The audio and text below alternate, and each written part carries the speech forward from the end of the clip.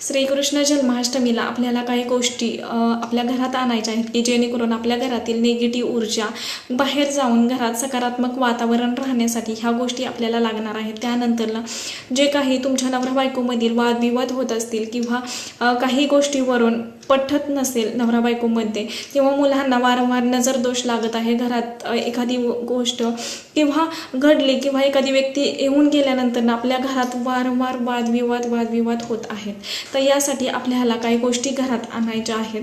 तर ते मोरपीस आपल्याला कशा पद्धतीनं वापर करायचा आहे की जेणेकरून नवरा बायकोमधील वादविवाद कमी होतील।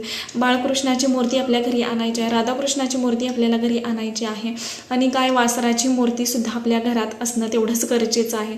तर ते पूजनासाठी श्रीकृष्ण जन्माष्टमीला आपल्याला पूजा कशी करायची आहे तर ते सर्व काही डिटेलवर माहिती खाली लिंक दिलेली आहे, नक्की चेकआउट करा। श्री स्वामी समर्थ।